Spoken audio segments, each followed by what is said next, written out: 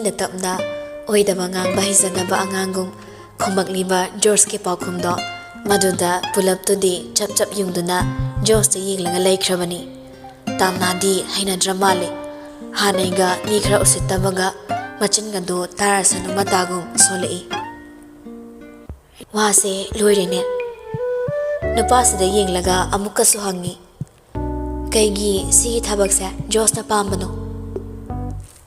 ꯏꯇꯞ ꯇꯞꯅ ꯐꯤꯡꯕ ꯃꯥꯟꯗꯕ ꯖꯣꯔꯖꯅꯤ꯫ ꯏꯪꯅ ꯂꯝ ꯍꯦꯟꯕꯅꯤ, ꯇꯞꯅ ꯃꯊꯣꯡ ꯆꯥꯗꯕꯅꯤ, ꯑꯃꯨꯛꯁꯨ ꯈꯨꯝꯃꯛꯏ ꯑꯁꯦꯡꯕ ꯄꯨꯝꯅꯃꯛꯇꯣ꯫ ꯑꯩꯈꯣꯏ ꯃꯥꯅ ꯃꯤꯔꯦꯝ ꯑꯣꯏꯃꯜꯂꯦꯅ ꯆꯩꯕꯗꯩ ꯂꯥꯛꯄꯅꯤ꯫ ꯊꯕꯛꯁꯦ ꯑꯩꯒ ꯆꯥꯟꯅꯗ꯭ꯔꯁꯨ ꯀꯩꯁꯨꯃꯥꯏꯅ ꯇꯧꯖꯔꯣꯏ꯫ ꯑꯣꯏꯗꯕ ꯉꯥꯡꯕ ꯄꯥꯝꯖꯗꯕꯒꯤ ꯑꯁꯦꯡꯕ ꯈꯨꯝꯖꯕꯅꯤ꯫ ꯇꯥꯝꯅꯥꯗꯣ ꯈꯣꯟꯖꯦꯜ ꯁꯨꯔ ꯌꯥꯎꯗ, ꯅꯪ ꯊꯣꯛꯈꯤꯕ ꯌꯥꯔꯅꯤ꯫ ꯑꯗꯨꯒ ꯅꯪꯒꯤ ꯄꯥꯎꯈꯨꯝꯗꯨꯗꯤ ꯅꯪ ꯑꯗꯨꯝ ꯃꯤꯔꯦꯝ ꯑꯣꯏꯔꯒ ꯂꯩꯒꯅꯤꯀꯣ? ꯑꯩꯈꯣꯏꯗ ꯃꯇꯝ ꯌꯥꯝ ꯃꯥꯡꯉꯤ, ꯊꯣꯛꯈ꯭ꯔꯣ ꯌꯥꯔꯦ꯫ ꯖꯣꯔꯖꯇꯣ ꯇꯞꯅ ꯍꯧꯒꯠꯂꯛꯂꯦ꯫ Thank you. ꯅꯨꯄꯥꯁꯦ ꯊꯣꯛꯈꯤꯕꯒ ꯇꯥꯝꯅꯥꯗꯤ ꯁꯥꯎꯅꯤꯡꯕꯗ ꯃꯌꯦꯛ ꯁꯦꯡꯅ ꯎꯠꯊꯣꯔꯛꯂꯦ꯫ ꯅꯣꯛꯅ ꯀꯔꯦꯝꯅꯕꯒ ꯁꯥꯎꯅ ꯀꯔꯦꯝꯅꯕꯒ ꯑꯅꯤꯁꯦ ꯅꯣꯛꯅ ꯀꯔꯦꯝꯅꯕꯅ ꯍꯦꯟꯕꯅꯤ ꯏ ꯍꯥꯏꯒꯠꯅ ꯀꯥꯕꯁꯦ꯫ ꯖꯣꯔꯖꯅ ꯈꯨꯝꯂꯝꯕ ꯄꯥꯎꯈꯨꯝꯁꯤꯡ ꯑꯗꯣ ꯏꯪꯅ ꯀꯔꯦꯝꯅꯔꯝꯕ ꯑꯣꯏꯅ ꯊꯣꯛꯄꯅꯤ꯫ ꯁꯤꯒꯨꯝꯕ ꯃꯤꯁꯦ ꯊꯦꯡꯅꯅꯤ ꯈꯟꯕꯗꯅꯤ ꯑꯩꯅ ꯏꯟꯇꯔꯚꯤꯌꯨ ꯂꯧꯅꯤꯡꯗ꯭ꯔꯤꯁꯦ꯫ ꯂꯥꯏꯁꯨ ꯈꯪꯗꯕ ꯅꯟꯁꯦꯟꯁ ꯕ꯭ꯂꯗꯤ ꯃꯤꯒꯤ ꯃꯇꯝ ꯃꯥꯡꯍꯟꯕ ꯃꯤꯔꯦꯝꯁꯤꯡꯁꯦ꯫ ꯀꯨꯃꯥꯔꯗꯣ ꯅꯣꯛꯃꯤ ꯅꯣꯛꯃꯤ ꯃꯆꯥꯅꯨꯄꯤꯕꯨ ꯊꯦꯝꯖꯤꯜꯂꯛꯏ꯫ ꯁꯅꯥ, ꯆꯠꯂꯣ ꯆꯠꯂꯣ, ꯅꯪ ꯄꯣꯊꯥꯖꯧꯔꯣ꯫ ꯃꯈꯥ ꯇꯥꯕ ꯏꯟꯇꯔꯚꯤꯌꯨꯗꯤ ꯑꯩꯈꯣꯏ ꯂꯧꯍꯧꯔꯒꯦ꯫ ꯁꯥꯎꯒꯟꯕꯤ ꯃꯆꯥꯅꯨꯄꯤꯁꯤ ꯁꯥꯎꯈꯤꯕꯅ ꯏꯟꯇꯔꯚꯤꯌꯨ ꯌꯥꯎꯍꯟꯗ꯭ꯔꯦ꯫ ꯇꯥꯝꯅꯥꯁꯨ ꯍꯧꯒꯠꯂꯒ ꯊꯣꯛꯈ꯭ꯔꯦ꯫ ꯀꯨꯃꯥꯔꯗꯣ ꯐꯝꯅ ꯐꯝꯅ ꯃꯆꯥꯗ ꯀꯧꯗꯨꯅ ꯁꯤꯟꯅꯩ꯫ ꯍꯥꯏ, ꯊꯦꯡꯅ ꯊꯦꯡꯅꯕ ꯃꯤꯗꯣ ꯑꯣꯟꯁꯤꯜꯂꯨꯔꯅꯨꯀꯣ꯫ ꯊꯣꯡꯖꯤꯜꯗꯒꯤ ꯁꯠ ꯂꯩꯁꯤꯜꯂꯛꯂꯒ ꯈꯨꯝꯃꯛꯏ꯫ ꯑꯩꯕꯨ ꯑꯉꯥꯎꯕꯤꯔꯣ? ꯑꯣꯟꯁꯤꯜꯂꯣꯏꯌꯦ꯫ ꯐꯦꯠꯇꯨꯝ ꯂꯧꯁꯤꯜꯂꯝꯃꯒ ꯊꯣꯔꯛꯂꯦ꯫ ꯃꯥꯒꯤ ꯀꯦꯕꯤꯟ ꯇꯝꯅ ꯂꯥꯛꯏ꯫ ꯃꯅꯨꯡꯗ ꯆꯪꯁꯤꯜꯂꯛꯂꯒ ꯆꯧꯀ꯭ꯔꯤꯗꯨꯗ ꯐꯝꯊꯩ꯫ ꯇꯦꯕꯜ ꯃꯊꯛꯇꯒꯤ ꯏꯁꯤꯡ ꯕꯣꯇꯜꯗꯣ ꯂꯧꯔꯒ ꯃꯈꯨꯝꯗꯣ ꯍꯥꯡꯉꯤ ꯃꯈꯨꯠ ꯑꯅꯤ ꯆꯪꯂꯒ꯫ ꯇꯞꯅ ꯍꯥꯡꯕ ꯅꯠꯇꯦ, ꯃꯁꯥꯗ ꯂꯩꯔꯤꯕ ꯇꯦꯟꯁꯟꯁꯤ ꯏꯁꯤꯡ ꯕꯣꯇꯜ ꯃꯈꯨꯝ ꯂꯩꯊꯣꯛꯄꯗ ꯃꯈꯣꯜ ꯊꯣꯛꯍꯟꯗꯨꯅ ꯎꯠꯊꯣꯛꯄꯅꯤ꯫ ꯇꯥꯏꯅꯕꯅꯤ, ꯇꯥꯏꯅꯐꯝ ꯑꯣꯏꯍꯟꯕꯅꯤ꯫ ꯊꯥꯡꯒꯠꯂꯒ ꯊꯛꯈ꯭ꯔꯦ꯫ ꯐꯖꯅ ꯁꯥꯎꯈ꯭ꯔꯦ ꯏꯒꯣ ꯋꯥꯡꯕꯤ, ꯁꯥꯎꯒ ꯊꯨꯒꯟꯕꯤ ꯇꯥꯝꯅꯥꯁꯤ꯫ ꯍꯟꯗ꯭ꯔꯦ꯫ ꯏꯁꯤꯡ ꯕꯣꯇꯜꯗꯣ ꯇꯪꯈꯥꯏ ꯃꯌꯥ ꯊꯛꯆꯤꯜꯂꯐꯥꯎ ꯍꯜꯂꯨ ꯌꯥꯗ꯭ꯔꯦ ꯑꯁꯥꯎꯕꯗꯣ꯫ ꯃꯥꯅ ꯊꯣꯛꯄ ꯃꯌꯥ ꯈꯖꯤꯛ ꯆꯤꯛꯁꯤꯟ, ꯃꯆꯤꯟꯕꯥꯜꯗꯣ ꯐꯥꯖꯤꯜꯂꯒ ꯍꯥꯏꯔꯤ꯫ ꯏꯟꯇꯔꯚꯤꯌꯨꯁꯦ ꯐꯥꯒꯤꯒꯤ ꯇꯥꯏꯞꯇ ꯃꯃꯥꯏꯗꯨꯗ ꯈꯨꯄꯥꯛꯁꯤꯅ ꯍꯟꯖꯤꯟ ꯍꯟꯖꯤꯟ ꯁꯦꯠꯆꯤꯜꯂꯝꯗꯧꯅꯤ꯫ ꯅꯣꯟꯁꯦꯟꯁ, ꯆꯥꯎꯈꯠꯇꯕ, ꯂꯦꯝꯃꯤ ꯀꯥꯏꯅꯤꯅ ꯈꯜꯂꯤ ꯃꯥꯜꯂꯦ, ꯃꯦꯅꯔꯂꯦꯁ꯫ ꯊꯣꯡꯖꯤꯜꯗꯒꯤꯅꯤ꯫ ꯑꯝꯇ ꯆꯪꯖꯔꯛꯀꯦ ꯍꯥꯏꯕꯕꯨ ꯑꯦꯄꯣꯏꯟꯃꯦꯟ ꯂꯧꯗꯦ ꯀꯥꯏꯅ ꯇꯥꯟꯊꯣꯛꯄꯤꯔꯛꯇꯣꯏꯖꯥꯠꯂꯣ? ꯁꯛꯐꯝ ꯎꯗ꯭ꯔꯤꯉꯩ ꯅꯥꯀꯣꯡꯗ ꯈꯣꯟꯖꯦꯜꯗꯨꯅ ꯍꯦꯛ ꯌꯩꯔꯛꯈꯤꯕꯒ ꯀꯅꯥꯅꯣ ꯏꯔꯥꯏ ꯂꯥꯏꯅ ꯈꯪꯈ꯭ꯔꯕꯅꯤ꯫ ꯀꯔꯣꯝꯗꯕꯨ ꯆꯠꯈ꯭ꯔꯕꯅꯣ ꯑꯁꯥꯎꯕꯗꯣ? ꯃꯥꯡꯈꯤ, ꯂꯥꯏꯅ ꯃꯥꯡꯈꯤ꯫ ꯃꯨꯊꯠꯈ꯭ꯔꯦ ꯍꯩꯅꯁꯨ ꯈꯣꯟꯖꯦꯜꯗꯨꯅ ꯏꯆꯝ ꯆꯝꯕ ꯈꯣꯟꯖꯦꯜꯁꯤ ꯇꯥꯝꯅꯥꯒꯤ ꯃꯐꯝꯗꯗꯤ ꯑꯣꯏꯈ꯭ꯔꯦ ꯍꯤ ꯌꯥꯏ ꯀꯟꯕ ꯃꯍꯩ ꯑꯃ꯫ ꯀꯥꯡꯂꯞ ꯇꯧꯕ ꯆꯤꯝꯕꯥꯜꯗꯣ ꯃꯣꯃꯣ ꯅꯣꯛꯄꯒꯤ ꯈꯖꯤꯛ ꯁꯥꯡꯗꯣꯔꯛꯏ꯫ ꯀꯧꯁꯤꯜꯂꯤ ꯃꯅꯥꯛꯇ ꯃꯍꯥꯛ ꯑꯗꯣ꯫ ꯆꯪꯉꯛꯑꯣ꯫ ꯆꯪꯁꯤꯜꯂꯛꯂꯒ ꯂꯦꯞꯅ ꯂꯦꯞꯅꯁꯨ ꯍꯥꯏꯔꯛꯏ꯫ ꯑꯩꯈꯣꯏ ꯏꯆꯧ ꯏꯕꯦꯝꯃꯁꯦ ꯑꯝꯇ ꯋꯥꯏꯖꯒꯦ ꯍꯥꯏꯕꯕꯨ ꯌꯥꯗꯣꯏꯔꯣ? ꯂꯦꯞꯅ ꯋꯥ ꯍꯥꯏꯔꯛꯄꯅꯤ꯫ ꯐꯝꯅ ꯐꯝꯅ ꯅꯣꯟꯈꯠꯂꯒ ꯃꯉꯛ ꯈꯔ ꯊꯥꯡꯒꯠꯂꯞ ꯍꯥꯏꯔꯛꯏ꯫ ꯀꯩꯒꯤꯅꯣ ꯍꯥꯏꯁꯦ? ꯀꯩ ꯂꯩꯔꯒꯦ? ꯔꯤꯀꯤꯁꯨ ꯃꯉꯛꯇꯣ ꯈꯔ ꯅꯣꯟꯊꯔꯛꯏ꯫ ꯋꯥꯔꯤ ꯑꯃꯠꯇ ꯁꯨꯝ ꯁꯥꯟꯅꯖꯅꯤꯡꯕ ꯍꯥꯏꯇꯥꯔꯦ꯫ ꯌꯥꯝ ꯆꯤꯟꯗꯣꯏꯔꯣ? ꯆꯤꯟꯗꯣꯏ ꯑꯣꯏꯔꯒꯅ ꯅꯣꯡꯃ ꯍꯦꯛ ꯉꯥꯏꯕ ꯍꯥꯏꯗꯨꯅꯤ꯫ ꯂꯥꯛꯑꯣ ꯆꯠꯂꯁꯤ꯫ ꯅꯪꯉꯣꯟꯗ ꯄꯤꯅꯕ ꯃꯇꯝꯗꯤ ꯌꯥꯝꯅ ꯂꯩꯈ꯭ꯔꯦ ꯑꯩꯉꯣꯟꯗ꯫ ꯃꯇꯝ ꯃꯥꯡꯍꯟꯕꯁꯤ ꯄꯥꯝꯃꯨꯏ ꯍꯥꯏꯒꯗꯧꯔꯤꯕ꯭ꯔꯥ? ꯁꯠ ꯍꯦꯛꯇ ꯍꯧꯒꯠꯂꯛꯂꯦ꯫ ꯃꯐꯤ ꯃꯔꯣꯜꯗꯣ ꯐꯠ ꯁꯦꯝꯃꯤ꯫ ꯆꯠꯁꯤ ꯍꯥꯏꯅ ꯏꯪꯒꯤꯠꯅ ꯌꯦꯡꯁꯤꯜꯂꯤ ꯅꯨꯄꯥꯁꯤꯗ꯫ ꯅꯨꯄꯥꯁꯤꯁꯨ ꯃꯥꯡ ꯊꯥꯔꯣ ꯍꯥꯏꯅ ꯃꯉꯛꯅ ꯊꯣꯡꯂꯣꯝꯗ ꯏꯟꯕꯅꯤ꯫ ꯍꯟꯅ ꯍꯟꯅ ꯅꯣꯛꯃꯤ ꯅꯣꯛꯃꯤ ꯂꯩꯔꯝꯕꯗꯒꯤ ꯑꯃꯨꯛꯀ ꯍꯦꯟꯅꯁꯨ ꯅꯣꯛꯃꯤ ꯅꯣꯛꯃꯤ ꯇꯧꯈ꯭ꯔꯦ꯫ ꯑꯁꯨꯝꯅ ꯃꯈꯣꯏ ꯑꯅꯤ ꯄꯨꯟꯅ ꯊꯣꯛꯃꯤꯟꯅꯔꯛꯂꯦ꯫ ꯔꯤꯀꯤꯁꯤ ꯇꯣꯏꯅ ꯂꯥꯛꯄꯅ ꯇꯥꯝꯅꯥꯒꯁꯨ ꯇꯣꯏꯅ ꯄꯨꯟꯕꯅ ꯑꯗꯨꯝ ꯃꯁꯛ ꯈꯪꯕꯅꯤ ꯁ꯭ꯇꯥꯐ ꯈꯨꯗꯤꯡꯃꯛꯅ꯫ ꯑꯗꯨꯅ ꯃꯕꯥꯅꯤꯅ ꯆꯠꯈꯤꯕꯗ ꯊꯣꯏꯅ ꯉꯛꯂꯨꯗꯦ꯫ ꯀꯅꯥꯅꯣꯁꯨ ꯈꯪꯅꯤꯡꯂꯨꯗꯦ꯫ ꯑꯃꯨꯛꯇ ꯎꯗ꯭ꯔꯤꯕꯒꯨꯝꯁꯨ ꯌꯦꯡꯅꯤꯡꯂꯨꯗꯦ꯫ ꯃꯈꯣꯏ ꯑꯅꯤꯅ ꯌꯥꯝꯅ ꯇꯣꯏꯅ ꯆꯪꯕ ꯔꯦꯁꯇꯨꯔꯦꯟꯠ ꯑꯃꯗ ꯂꯥꯛꯃꯤꯟꯅꯩ꯫ ꯒꯥꯔꯤꯒꯤ ꯊꯣꯡꯗꯣ ꯔꯤꯀꯤꯅ ꯊꯨꯅ ꯀꯨꯝꯊꯔꯛꯂꯒ ꯍꯥꯡꯗꯣꯛꯏ꯫ ꯅꯨꯄꯥꯁꯤꯒꯤ ꯃꯑꯣꯡ ꯑꯃꯅ ꯄꯨꯔꯛꯏ ꯅꯨꯄꯤꯁꯤꯒꯤ ꯑꯍꯦꯟꯕ ꯃꯤꯅꯣꯛꯇꯣ꯫ ꯇꯦꯕꯜ ꯑꯃꯗ ꯐꯝꯃꯤꯟꯅꯩ꯫ Phambaga Rikina ngasigi sukamliba masaktugi maramsu hangai. Kaigino suamisina kai lerangeba. Kaisum leiteda. Ai thabak ka bahubase. Isa se yam boring chui kaningde. Pabung na himanbadagi ka bahubani. Nangsu paugase amata phaurakte nupi koi khrabar kaino khangde. Oinarira saurira waraurira hairakpani asumna Rikina henadom oina salai. Wakhal fabi sanai bemaso atopa lamdagi pairakpa khoimu khoidaba bu lei khrabar khangdeda. Aina pau phaurakte na hekta phaurakte yam ngamme haisine. Ngarang ahing singmaso sigi wakhalsida tumbaga yadre. Aina nungthil call tawbado nangdi stockable sari haidaine. Hoi sabudi sai ado namidang wabra halabra kaina hanganingba ainade. Nokmi wari sari ba anidungi manakta waiter duso changsilaglangai lepi asumna so hangai. Kay order khalage sarga madamga. Tamna so makut khuviga khudyaiga khakting thoraklaga atay loina tasilaga waiter da utun hai. Dola si juice atay diyarni ko ma'am. Wahang do yaning de hari male pisum na maching khalap ingsili waiter da aduga khonjal do khara hautan hairi. Ya baini sika khaise ya jadi hairodro. Waka yauraklani khangmana Rikina oina makha samthai. Bro ani sine yarni da ko nam haisarake. Waiter do mamai khase gangsili. Thank you. Thoraklaga chana so matom ta khalli. Pura birani. Tamna so Riki da hot leisilaklaga hangai. Ngaiko handak toina pau phauroktrise kegine ba. Ha baba masangam dana hospitalized story ni. Khangsau saudana hanagi khonjel tondudagi khara kan khatlaga hairi. Adunga kege ngon haijiba. Kei no tanamina ba yabado. Riki so magi nokmi ba mai thongdo sumang mangda. Hoi bema nangina tingse yamandana lawai kaizaraba aduini. Ai simi top laba nangna matha sarandi aingonda dum share toro. Ai nangi haptaugi. Aina toina punba mi hairangadi nangni. Nangga pau phawna dabase ai yamwai. Nangna sauramani na aisu hektana nangtala isini. Aisu nangi aina tana kana leite khangmai natro. Tamna do tatharakle. Khara faraba. Operation ama tawsin hai. Sel khara watpadagi hidak charaga noni ningai ni. Kaya watli no. Riki do ikai rei. Yare da.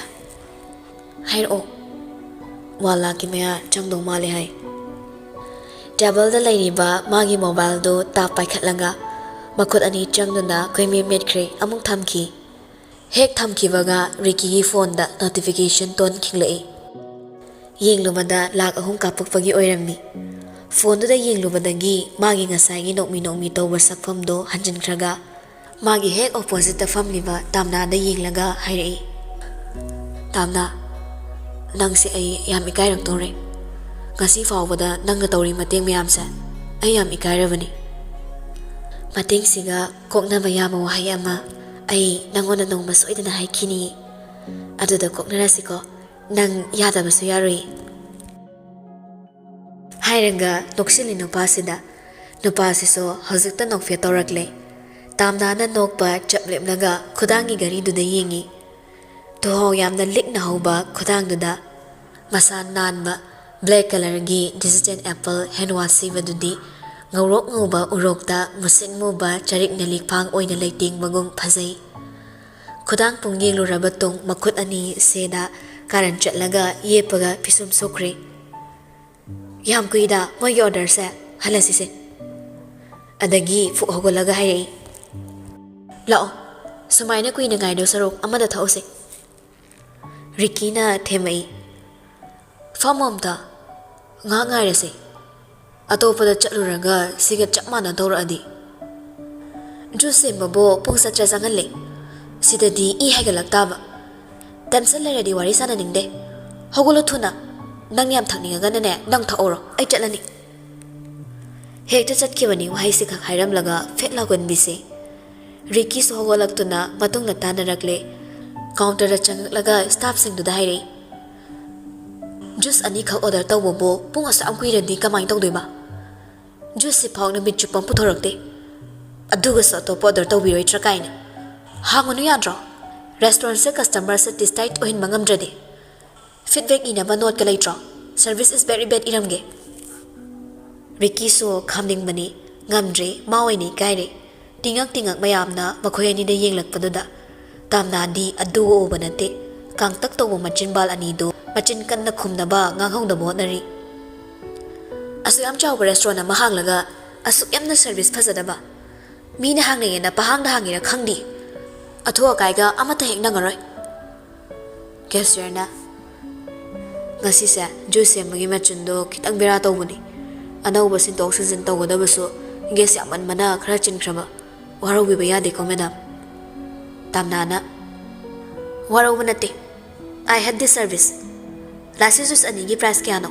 hairo ika kak pa nupi sigi wahaina cashier do de sakpam kara hongi mado Ricky ne ui cashier na yarni pibiramano juice thakpidramina pibiramano haibo wahaiduda nupi si magi mamainda khup phakna thazilakpagumna mafata sawgalaklami hana de khonjal do khra kan takna order tawraga sawjinaraga sel piram je haini ne ai madu pamde chonga chapi bag tagi sasa toraklaga table do da khupak tu na ta furaga thamlamnaga thokre Ricky so cashier do da nokmi hairi waro binuko asi hairam laga tamna gi matung da tanarai gari manak tu da lepaga Ricky so ngairami tamna manak hek yogorpaga Ricky na gari gi thongdo hangduna ka khalakle aduga masu ka khalaklami nupi sigi sausida waga hodok pangamdre tumina ngahak thawi aduga tablapna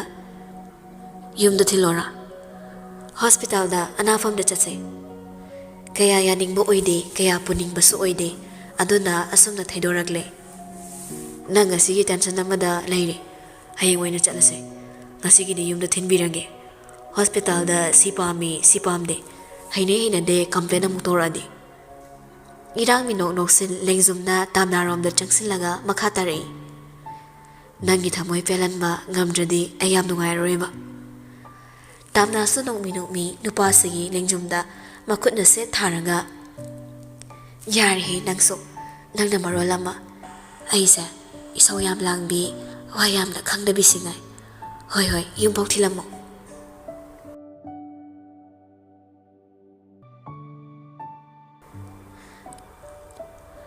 mayum yorakle hojiktani hanjiliwa nasaina hanjilakpa yaramani adubo hojikta hanjili ma halaktabana oira male gate tu so yamna launa hangdoklaga leirami machanupa lakpagi makholduda fingna thori mamai bemado machanupa dudi churi tapida ngek hekta famtharaga leirami prabab changsilaklaga machanupa gi lukhamda setchachille khangbra nang khakbre khangna chungkhali machanupa se on thorak lagai re ima as nang dingawi soidana brain ga choiramani kamai tawdorige asarado makhwang metlaga cheri interview mafam duda nang kari haina khumlamba ha nang aina taroina khanbra ba nangna tawba thabakti ne udrasu tabadi soidana tarakani ne mahasandan jos to chumna muk laikre mangak to is kamai khangami noi mana mapu oidorido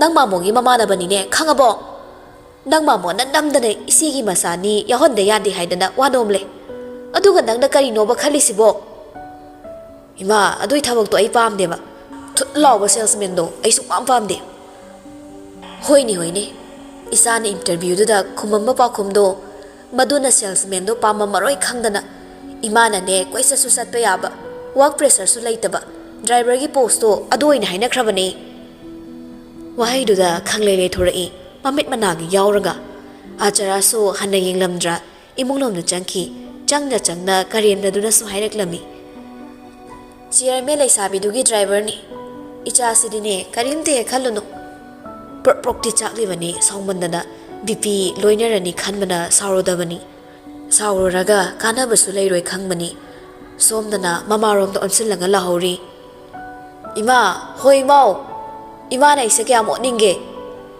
saisragi mama sandremi ne ei khangbyang wari ima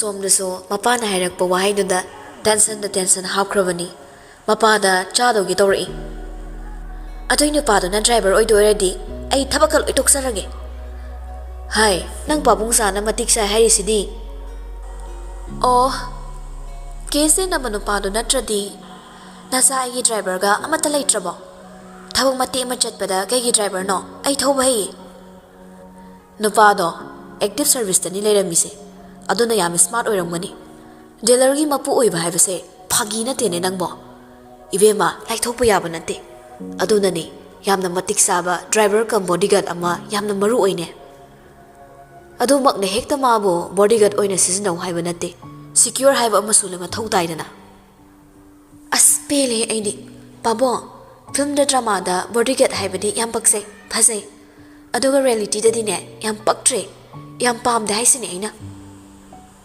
ꯁꯣꯝꯗꯅ ꯖꯣꯔꯖꯇꯣ ꯃꯀꯣꯛ ꯍꯣꯠꯂꯒ ꯃꯁꯥꯒꯤ ꯃꯁꯝꯗꯣ ꯐꯣꯏꯗꯠꯆꯔꯒ ꯁꯣꯟꯖꯩ ꯄꯦꯜꯂꯦ ꯑꯗꯨꯏ ꯅꯨꯄꯤꯗꯨꯅꯦꯕ ꯉꯁꯥꯏ ꯊꯤꯅ ꯑꯩꯉꯣꯟꯗ ꯉꯥꯡꯉꯛꯄꯗꯣ ꯃꯥꯒꯤ driver ꯑꯣꯏꯗꯣꯏꯅꯦꯕ ꯑꯩꯁꯦ ꯄꯦꯜꯂꯦꯗꯀꯣ ꯃꯍꯥꯄꯥꯄꯤ ꯑꯃꯒꯤ ꯅꯨꯄꯤ ꯍꯦꯛ ꯐꯥꯔꯨꯗꯅ ꯃꯥꯡ ꯇꯥꯛꯑꯦ ꯄꯦꯜꯂꯦ ꯍꯥꯏꯁꯤꯅꯤ ꯁꯪꯒꯗꯣ ꯋꯥꯠꯂꯗꯤ ꯁꯪꯒ ꯋꯥꯡꯕꯤꯗꯣ ꯀꯩꯗꯧ ꯄꯥꯝꯃꯣꯏꯅꯣ ꯈꯪꯗꯦꯅꯦ ꯅꯨꯄꯤꯅꯁꯨ ꯊꯕꯛ ꯇꯠꯂꯦ ꯇꯥꯕꯗꯒꯤ ꯃꯤꯔꯥꯏꯕꯤꯔꯝꯕ ꯄꯨꯟꯁꯤꯁꯦ ꯍꯥꯄꯨ ꯌꯥꯝ ꯇꯥꯏꯀꯣ ꯑꯁꯔꯥꯅ ꯍꯣ ꯅꯨꯄꯤꯒꯤ ꯔꯥꯏꯠꯅ 60,000-60,000 ꯍꯦꯟꯅ ꯂꯩꯔꯀꯥꯟꯁꯤꯗ ꯅꯨꯄꯤ ꯐꯥꯅꯦꯅ ꯐꯥꯔꯨꯔꯤꯕ ꯅꯣꯏꯅꯦ ꯑꯩꯅ ꯌꯥꯝ ꯉꯛꯏꯁꯦ ꯃꯇꯝ ꯑꯃꯗꯅ ꯁ꯭ꯃꯥꯔꯠ ꯕꯣꯏ ꯀꯦꯞꯇꯦꯟ ꯍꯦꯟꯁꯝ ꯁꯔ ꯍꯧꯖꯤꯛꯇꯤ ꯅꯪꯅ ꯑꯃꯨꯛ ꯅꯨꯄꯤꯗꯨꯗ ꯃꯦꯗꯥꯝ ꯍꯥꯏꯗꯅ ꯐꯤꯖꯤ ꯄꯥꯏꯔꯒ ꯌꯥꯟꯕ ꯇꯥꯕꯅꯤ ꯏꯃꯨꯡꯗꯒꯤ ꯊꯣꯔꯛꯂꯒ ꯃꯆꯥꯅꯨꯄꯥꯅ ꯆꯩꯔꯤꯕꯅꯤ ꯋꯥꯔꯛꯂꯤꯕꯅꯤ ꯉꯥꯡꯂꯤꯕꯅꯤ ꯑꯩꯈꯣꯏ ꯃꯥꯃꯣꯗꯣ ꯑꯝꯇ ꯂꯥꯛꯑꯣꯌꯣ ꯑꯩ ꯃꯊꯪ ꯏꯟꯇꯔꯚ꯭ꯌꯨꯗ ꯐꯖꯅ ꯄꯥꯎꯈꯨꯝ ꯈꯨꯝꯃꯒꯦꯕ ꯏꯃꯥ ꯑꯗꯨꯏ ꯅꯨꯄꯤꯗꯣ ꯌꯥꯝ ꯇꯜꯂꯦꯃꯦ ꯀꯨꯆꯨ ꯉꯧꯔꯁꯨ ꯇꯤꯂꯥꯏ ꯈꯨꯝꯕꯤꯅꯦꯕ ꯊꯩꯅꯕꯐꯥꯎ ꯇꯜꯂꯀꯥꯟꯁꯤꯗ ꯒꯥꯔꯤ ꯇꯧꯃꯤꯟꯅꯔꯒ ꯆꯠꯇꯣꯏꯕ ꯅꯨꯄꯤ ꯃꯁꯛ ꯌꯦꯡꯉꯣ ꯍꯥꯏꯕ ꯅꯠꯇꯦ ꯁꯦꯜ ꯇꯥꯜꯂꯨꯁꯨ ꯑꯩꯉꯣꯟꯗꯒꯤ ꯁꯤꯀꯤ ꯅꯤꯕꯤꯔꯛꯀꯅꯨ ꯁꯤꯗꯒꯤ ꯍꯦꯟꯕ ꯑꯃꯠꯇ ꯄꯥꯝꯖꯗ꯭ꯔꯦ ꯃꯆꯥꯅꯨꯄꯥꯗꯣ ꯋꯥ ꯃꯈꯥ ꯇꯥꯔꯛꯇ꯭ꯔꯤꯉꯩ ꯌꯦꯅꯈꯥꯔꯣꯝꯗ ꯑꯃꯨꯛ ꯂꯥꯛꯂꯦ ꯃꯨꯔꯨꯝ ꯁꯣꯜꯂꯒ ꯌꯦꯅꯈꯥꯗ ꯍꯧꯔꯤꯕ ꯌꯦꯟꯗꯦꯝ ꯃꯈꯣꯡꯗꯣ ꯑꯃꯨꯛ ꯌꯥꯟꯊꯣꯛꯂꯝꯃꯤ ꯍꯦꯔꯣ ꯁꯥꯗꯅ ꯃꯤꯒꯤ ꯃꯁꯥꯅ ꯌꯥꯗꯕ ꯅꯨꯄꯤꯗꯣ ꯐꯥꯔꯨꯔꯦ ꯑꯗꯨꯁꯨ ꯗꯤꯁꯤꯒꯤ ꯅꯥꯏꯇꯣꯝ ꯄꯣꯛꯆꯕꯤ ꯑꯗꯨꯅꯗꯤ ꯊꯕꯛ ꯇꯠꯄ ꯇꯥꯕꯅꯤ ꯅꯨꯄꯤ ꯄꯥꯝꯃꯤꯅꯦꯅ ꯃꯁꯥꯗꯤ ꯍꯟꯅ ꯌꯦꯡꯗꯦꯅꯦ ꯃꯇꯝ ꯑꯃꯗ ꯂꯩꯀꯥꯏ ꯃꯌꯥꯝꯅ ꯃꯆꯥ ꯃꯁꯨ ꯋꯥꯔꯛꯄꯗ ꯅꯣꯏꯒꯤ ꯗꯥ ꯖꯣꯔꯖꯀꯤ ꯃꯇꯧ ꯇꯝꯃꯨ ꯍꯥꯏꯅꯔꯝꯕꯗꯣ ꯍꯧꯖꯤꯛꯇꯤ ꯃꯣꯅ ꯁꯦꯡꯒꯥꯎ ꯂꯥꯛꯄ ꯆꯣꯡꯂꯝ ꯆꯥꯗꯕꯁꯤꯒꯤ ꯃꯇꯧ ꯂꯧꯔꯛꯀꯅꯨ ꯍꯥꯏꯅꯔꯕꯅꯤ ꯃꯁꯥꯒꯤ ꯃꯦꯔꯤꯠꯇꯤ ꯅꯣꯞꯄ ꯅꯠꯇꯕꯅꯤꯅ ꯃꯥꯒꯤ ꯃꯥꯃꯣꯗ ꯀꯣꯜ ꯇꯧꯔꯒ ꯗ꯭ꯔꯥꯏꯚꯔ ꯑꯣꯏꯕꯗꯣ ꯄꯥꯝꯗꯦ ꯀꯟꯅ ꯋꯥꯅꯣꯝꯂꯤ ꯋꯥꯀꯠꯂꯤꯕꯅꯤ ꯍꯥꯏꯗꯅ ꯉꯥꯏꯉꯝꯗꯅ ꯐꯤꯡꯅ ꯋꯥ ꯉꯥꯡꯕ ꯅꯠꯇꯦ ꯏꯇꯞ ꯇꯞꯅ ꯌꯥꯝꯅ ꯒ꯭ꯌꯥꯟ ꯇꯥꯅ ꯍꯥꯏꯔꯤ ꯃꯥꯃꯣ ꯑꯗꯨꯒꯤ ꯅꯨꯄꯤꯗꯨꯗꯤ ꯑꯩ ꯌꯥꯝ ꯍꯩꯅꯗꯦꯕ ꯄꯦꯠ ꯂꯥꯎꯕꯤ ꯑꯥꯎꯠꯁꯥꯏꯗ ꯒ꯭ꯔꯦꯖꯨꯑꯦꯁꯟ ꯃꯆꯥ ꯃꯁꯨ ꯇꯧꯔꯒ ꯏꯪꯂꯤꯁ ꯍꯤꯟꯗꯤ ꯈꯔ ꯂꯣꯟꯕ ꯁꯣꯏꯅꯥꯎꯗꯒꯤ ꯗ꯭ꯔꯥꯏꯚꯔ ꯑꯩ ꯑꯣꯏꯕ ꯄꯥꯝꯗꯦꯃꯤ ꯂꯩꯀꯥꯏ ꯃꯤꯅ ꯑꯩꯕꯨ ꯀꯔꯤꯅꯤ ꯍꯥꯏꯅꯗꯣꯔꯤꯒꯦ ꯐꯔꯁꯨ ꯐꯠꯇ꯭ꯔꯁꯨ ꯑꯩꯁꯦ 10-12ꯇ ꯄꯣꯖꯤꯁꯟ ꯅꯦꯠꯂꯤꯕ ꯍꯦꯔꯣꯅꯤ ꯀꯤꯁꯣꯔꯅ ꯑꯣꯍꯣ ꯅꯪ ꯍꯦꯔꯣꯅꯤ ꯍꯥꯏꯕ ꯅꯠꯇ꯭ꯔꯣ ꯐꯔꯦ ꯅꯣꯏ ꯃꯦꯗꯥꯝꯗꯨꯅ ꯍꯤꯔꯣꯏꯅꯤꯅ ꯍꯦꯛ ꯈꯜꯂꯣ ꯑꯩꯗꯤ ꯎꯄꯥꯏ ꯂꯩꯇ꯭ꯔꯦꯀꯣ ꯗ꯭ꯔꯥꯏꯚꯔ ꯄꯣꯁꯇꯨ ꯌꯥꯅꯈ꯭ꯔꯦ ꯑꯗꯨꯒ ꯅꯪ ꯊꯕꯛ ꯀꯥꯗꯕꯁꯨ ꯌꯥꯔꯣꯏ ꯑꯩꯗꯤ ꯉꯝꯃꯔꯣꯏꯀꯣ ꯑꯗꯨ ꯑꯣꯏꯔꯒꯅ ꯖꯣꯕ ꯀꯥꯔꯗ ꯄꯥꯏꯔꯒ ꯀꯩꯊꯦꯜ ꯋꯥꯏ ꯁꯤꯠꯄꯗ ꯂꯩꯕ ꯇꯥꯕ ꯑꯅꯤꯁꯤꯗꯒꯤ ꯑꯃ ꯆꯨꯁ ꯇꯧꯔꯣ ꯅꯣꯏꯒꯤ ꯀꯦꯁꯇꯨꯁꯨ ꯍꯧꯖꯤꯛꯐꯥꯎ ꯀꯛꯎ ꯌꯥꯗ꯭ꯔꯤꯕꯅꯤꯀꯣ ꯏꯁꯥ ꯑꯐꯥꯎꯕ ꯃꯤ ꯑꯣꯏꯒꯦ ꯍꯥꯏꯔꯕꯗꯤ ꯏꯁꯥꯒꯤ ꯀꯦꯔꯦꯛꯇꯔ ꯑꯃ ꯁꯦꯡꯗꯣꯛꯄ ꯇꯉꯥꯏ ꯐꯗꯦ ꯕꯣꯔꯗꯔꯗ ꯌꯦꯛꯅꯕ ꯃꯥꯏꯊꯤꯕ ꯄꯤꯕ ꯉꯝꯂꯕꯁꯨ ꯕꯤꯖꯤꯅꯦꯁꯇꯗꯤ ꯀꯣꯛꯇꯣ ꯌꯥꯝ ꯅꯣꯞꯄꯤ ꯗ꯭ꯔꯥꯏꯚꯔꯁꯤꯅ ꯅꯪꯒꯤ ꯅꯁꯥꯒꯤ ꯀꯦꯔꯤꯌꯔ ꯁꯦꯝꯒꯠꯅꯕꯒꯤ ꯐꯥꯔꯁ ꯂꯦꯁꯟꯅꯤ ꯑꯆꯧꯕ ꯗꯥꯏꯔꯦꯛ ꯂꯥꯡꯒꯅꯨ ꯃꯆꯥꯗꯒꯤ ꯁꯨꯝ ꯀꯥꯈꯠꯁꯤ ꯅꯪ ꯕꯤꯖꯤꯅꯦꯁꯀꯤ ꯂꯥꯏꯟꯗ ꯃꯥꯏ ꯍꯦꯛ ꯄꯥꯛꯄ ꯉꯝꯂꯕ ꯑꯩꯅ ꯅꯪꯒꯤ ꯗꯤꯂꯔ ꯑꯃ ꯀꯟꯅ ꯇꯥꯟꯅꯔꯒ ꯄꯤꯅꯤꯀꯣ ꯌꯥꯝꯅ ꯂꯩꯗꯨꯅ ꯍꯥꯏꯔꯨꯕ ꯅꯠꯇꯦ ꯂꯩꯇꯕꯁꯨ ꯅꯠꯇꯦ ꯑꯗꯨꯕꯨ ꯊꯧꯅꯥꯒꯤ ꯃꯩꯔꯤ ꯆꯨꯈꯠꯄꯤꯕꯅꯤ ꯃꯃꯥ ꯅꯨꯄꯥꯁꯤꯒꯤ ꯖꯣꯔꯖꯅ ꯁꯨꯛꯉꯝ ꯉꯝꯗꯕ ꯊꯕꯛ ꯑꯃ ꯄꯤꯁꯜꯂꯒ ꯑꯩꯈꯣꯏ ꯃꯥꯃꯣꯁꯤꯁꯨ ꯇꯜꯂꯦ ꯑꯩꯁꯦ ꯃꯃꯥꯛ ꯅꯠꯇꯕꯁꯤ ꯉꯥꯏ ꯍꯩ ꯏꯃꯥ ꯑꯣꯏꯕꯗꯨꯅꯕꯨ ꯈꯥ ꯁꯤꯛꯑꯒ ꯈꯥꯡꯉꯕꯅꯤ ꯅꯪꯒꯤꯕꯣ ꯅꯪ ꯑꯗꯨꯒ ꯅꯠꯂꯝꯗ꯭ꯔꯗꯤꯅꯦ ꯅꯪꯁꯨ ꯖꯦꯜꯗ ꯍꯋꯥꯏ ꯄꯤꯖꯔꯝꯒꯗꯕꯅꯤ ꯆꯍꯤꯁꯨ ꯑꯉꯥꯡ ꯑꯃꯠꯇ ꯅꯠꯇ꯭ꯔꯦ ꯑꯗꯨꯒ ꯃꯤꯒꯤ ꯂꯩꯁꯥꯕꯤꯗꯨ ꯐꯥꯔꯨꯔꯦꯗꯅ ꯌꯥꯝ ꯍꯦꯔꯣꯅꯤꯀꯣ ꯅꯨꯄꯥ ꯌꯥꯝ ꯊꯣꯛꯏ ꯅꯣꯡꯃꯩꯅ ꯀꯥꯞꯄꯛꯇ꯭ꯔꯤꯕ ꯍꯤꯡꯅ ꯊꯥꯗꯣꯔꯛꯏꯗꯣ ꯅꯔꯥꯏꯕꯛ ꯐꯔꯕꯅꯤ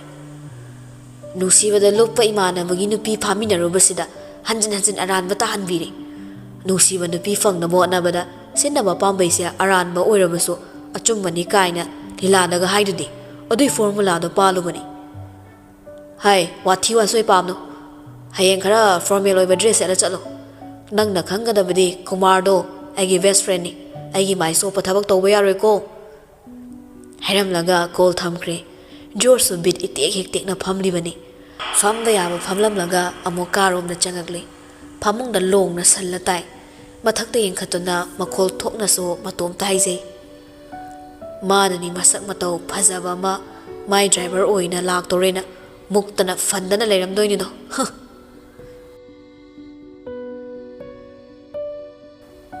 ꯁꯣꯝꯗꯁꯨ ꯂꯥꯜ ꯂꯣꯏꯗ꯭ꯔꯤ ꯗ꯭ꯔꯥꯏꯚꯔ ꯄꯥꯝꯃꯤ ꯄꯥꯝꯗꯦ ꯅꯨꯄꯥꯗꯣ ꯍꯩꯅꯩ ꯍꯩꯅꯗꯦꯅ ꯃꯄꯥ ꯖꯣꯏꯁꯨ ꯃꯅꯥꯀꯣꯡꯂꯁꯤꯡ ꯃꯦꯟꯗꯦꯗ ꯈꯥꯛꯂꯕꯅꯤ ꯃꯆꯥꯅꯨꯄꯤꯅ ꯃꯄꯥꯅ ꯐꯝꯂꯤꯕ ꯌꯨꯝꯌꯥꯏꯒꯤ ꯁꯤꯡꯒꯜ ꯁꯣꯐꯥꯗꯨꯒꯤ ꯃꯅꯤꯡꯋꯥꯏꯗ ꯍꯪꯒꯠ ꯍꯟꯗꯥ ꯆꯠꯇꯨꯅ ꯀꯟꯅ ꯋꯥꯀꯠꯂꯤ ꯑꯩꯁꯤꯕꯨ ꯑꯄꯣꯛꯄ ꯅꯆꯥ ꯅꯠꯇꯕ꯭ꯔꯣ ꯅꯨꯄꯥꯅꯤꯅ ꯁꯣꯅꯣꯔꯥ ꯁꯣꯅꯣ ꯅꯠꯇ ꯃꯣꯔꯦꯜ ꯍꯥꯏꯔ ꯑꯝꯇ ꯌꯥꯎꯖꯕ ꯅꯠꯇꯦ ꯔꯥꯁꯤ ꯍꯥꯏꯔ ꯂꯩꯀ꯭ꯔꯛ ꯆꯠꯂꯦ ꯄꯥꯕꯨꯡꯅ ꯈꯜꯂꯤꯁꯦ ꯀꯩꯅꯣꯕ ꯍꯧꯖꯤꯛ ꯑꯩꯅ ꯁꯥꯎꯔꯛꯑꯗꯤꯅꯦ ꯄꯣꯠ ꯆꯩꯁꯤꯡꯁꯦ ꯂꯣꯏ ꯊꯨꯒꯥꯏꯔꯝꯃꯒ ꯔꯤꯀꯤ ꯃꯅꯥꯛ ꯆꯠꯈꯤꯅꯤꯀꯣ ꯖꯣꯏꯗꯣ ꯌꯥꯝ ꯇꯞꯅ ꯁꯅꯥꯊꯣꯏꯕꯤ ꯇꯥꯝꯅꯥꯗꯣ ꯈꯪꯂꯥꯎ ꯂꯥꯎꯔ ꯈꯨꯝꯂꯛꯑꯝꯃꯤ ꯀꯅꯥꯏ ꯁꯅꯥꯅꯣ ꯑꯌꯣꯛꯄ ꯑꯣꯏꯔꯝꯅꯤ ꯈꯨꯜꯂꯛꯄ ꯑꯣꯏꯔꯝꯅꯤ ꯑꯩꯁꯦ ꯏꯍꯦ ꯄꯥꯕꯨꯡ ꯋꯥ ꯍꯥꯏꯒꯦꯁꯦ ꯈꯪꯗꯦꯀꯣ ꯑꯩ ꯌꯨꯝ ꯊꯥꯗꯣꯛꯑ ꯆꯠꯈ꯭ꯔꯗꯧꯅꯤ ꯑꯩꯅ ꯔꯤꯀꯤ ꯃꯅꯥꯛ ꯆꯠꯆꯈ꯭ꯔꯒꯦ ꯍꯌꯦꯡ ꯄꯥꯎ ꯍꯩꯗꯣꯛꯄ ꯂꯥꯛꯍꯜꯂꯒꯦ ꯑꯑꯣꯟꯒ ꯑꯃꯠꯇ ꯄꯥꯝꯖꯗꯦ ꯍꯥꯏꯔꯝꯂꯒ ꯊꯣꯡꯂꯣꯛꯗ ꯊꯣꯛꯀꯦ ꯈꯟꯅ ꯌꯦꯡꯂꯛꯄꯅꯤ ꯀꯨꯃꯥꯔ ꯆꯪꯂꯛꯄꯗꯨꯗ ꯆꯞ ꯂꯦꯞꯄꯤ ꯈꯔꯁꯨ ꯏ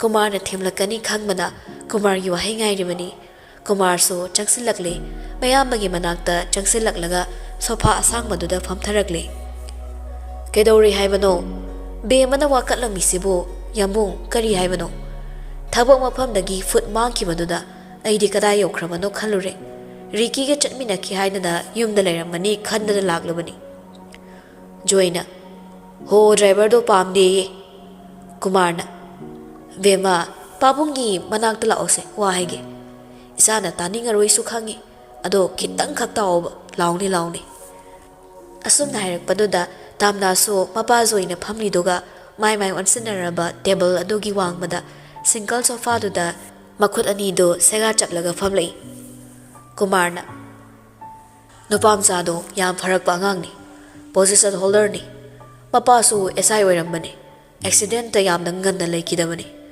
ꯒ꯭ꯔꯦꯖꯨꯑꯦꯁꯟ ꯍꯦꯛ ꯂꯣꯏꯕꯒ ꯑꯦꯛꯇꯤꯞ ꯁꯔꯚꯤꯁꯀꯤ ꯑꯦꯛꯖꯥꯝꯁꯨ ꯊꯥꯖꯤꯜꯂꯨꯕꯗ ꯌꯥꯎꯔꯛꯄꯗꯒꯤ ꯃꯃꯥꯅ ꯅꯝꯗꯅ ꯆꯪꯍꯟꯈꯤꯕꯅꯤ ꯏꯀꯨꯏ ꯀꯨꯏꯗꯅ ꯆꯍꯤ ꯐꯥꯗ ꯁꯁꯄꯦꯟꯗ ꯂꯩꯕ ꯑꯣꯏꯔ ꯃꯥꯜꯂꯦ ꯍꯥꯟꯅꯒꯤ ꯁꯁꯄꯦꯟꯗ ꯂꯩꯕ ꯊꯕꯛꯇ ꯅꯨꯄꯥꯁꯤꯗꯤ ꯀꯌꯥ ꯄꯥꯝꯗꯕꯅ ꯔꯤꯖꯥꯏꯟ ꯇꯧꯊꯣꯛꯄ ꯑꯣꯏꯔ ꯃꯥꯜꯂꯦ ꯇꯥꯝꯅꯥꯗꯣ ꯃꯤ ꯀꯔꯦꯝꯅꯔꯒ ꯍꯥꯏꯔꯦ ꯍꯦꯔꯣ ꯁꯥꯕꯗ ꯐ꯭ꯂꯣꯞ ꯆꯠꯈꯤꯕꯩ ꯋꯥꯅꯤꯅꯦ ꯍ ꯐꯅꯕ ꯅꯨꯡꯉꯥꯏꯔꯤ ꯀꯨꯃꯥꯔꯅ ꯐꯤꯖꯤꯀꯦꯜꯂꯤ ꯃꯦꯟꯇꯦꯜꯂꯤ ꯐꯤꯠ ꯑꯣꯏꯕ ꯃꯤꯁꯛꯅꯤ ꯑꯗꯨꯗ ꯊꯕꯛꯇꯒꯤ ꯇꯥꯟꯊꯣꯔꯛꯄꯅ ꯅꯨꯄꯤꯅ ꯕꯥꯏꯒ ꯄꯤꯔꯝꯕꯒ ꯄꯨꯔꯥ ꯗꯥꯎꯟ ꯆꯠꯈꯤꯕꯖꯥꯠꯅꯤ ꯑꯗꯨꯗ ꯃꯄꯥꯟ ꯈꯔ ꯊꯣꯛꯅꯕ ꯃꯥꯒꯤ ꯃꯥꯃꯣ ꯑꯩꯒꯤꯅ ꯕꯦꯁ ꯐ꯭ꯔꯦꯟꯗꯨꯅ ꯀꯟꯅ ꯔꯤꯀ꯭ꯋꯦꯁ ꯇꯧꯔꯛꯄꯅꯤ ꯅꯪꯕꯨ ꯔꯤꯀꯤꯅ ꯇꯧꯔꯛꯄ ꯔꯤꯀ꯭ꯋꯦꯁꯇ ꯅꯣ ꯍꯥꯏꯕ ꯉꯝꯕ꯭ꯔꯣ ꯑꯗꯨꯒ ꯆꯞ ꯃꯥꯟꯅꯩ ꯄꯥꯕꯨꯡꯆꯥꯒꯤ ꯁꯤꯆꯨꯋꯦꯁꯟꯁꯨ ꯑꯗꯨꯅ ꯅꯪ ꯄꯥꯕꯨꯡꯆꯥꯒꯤ ꯃꯥ ꯌꯦꯡꯉꯨꯀꯣ ꯀꯌꯥꯗꯤ ꯌꯥꯅꯤꯡꯗꯕꯅꯤ ꯑꯗꯨꯕꯨ ꯀꯨꯃꯥꯔꯅ ꯍꯥꯏꯔꯛꯄ ꯋꯥꯁꯤ ꯁꯠ ꯍꯦꯛ ꯀꯛꯊꯠꯄ ꯉꯝꯗꯦ ꯃꯄꯥꯗꯒꯤ ꯀꯨꯃꯥꯔꯅ ꯍꯦꯟꯅ ꯂꯨꯅ ꯇꯧꯕꯤꯕꯅ ꯉꯝꯗꯕꯅꯤ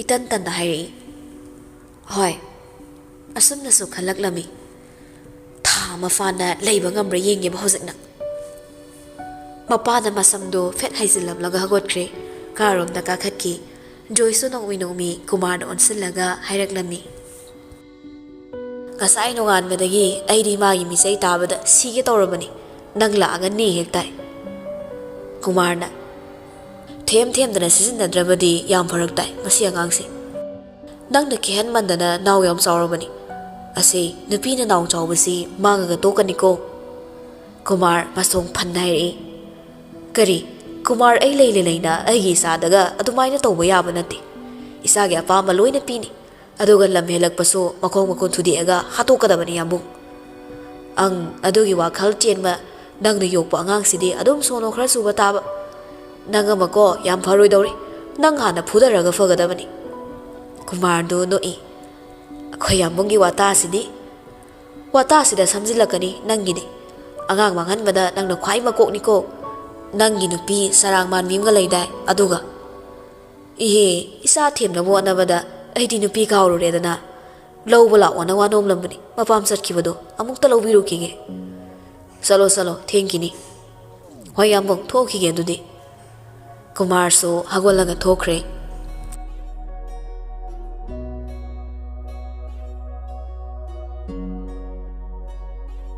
Ayukni machanupa thabak chatorabani haidana hanadagi khara nganna hagolaklami.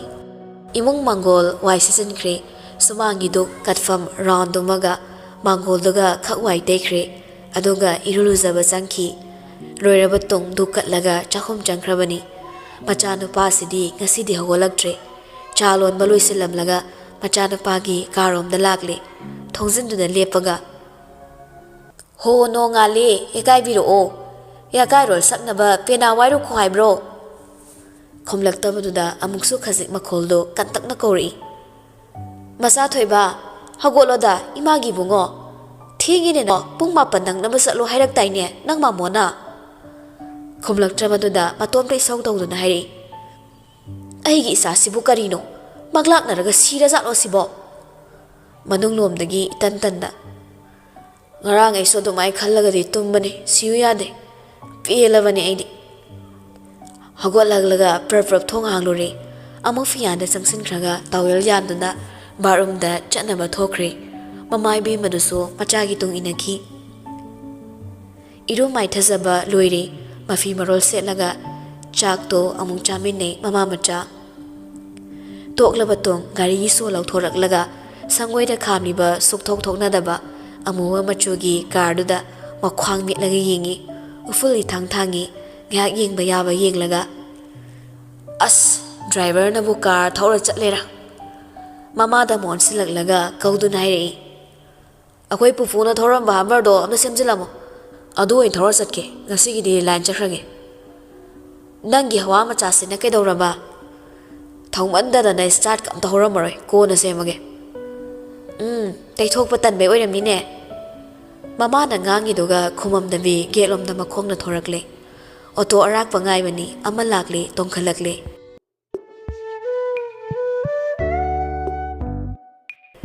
asumna lakpana office mapada khamalle kumtharaklaga changakpada madam di first floor gi thongjil da leptuna leiramle jorso kausikadai tansikadai ningsing mangjing chaksin lakle mana hek yorakpaga morning wispige na maya kathoke tawbaga dipisi na kaktak nairi khongman kot pachatoiro natraga lamdalang fi chatoiro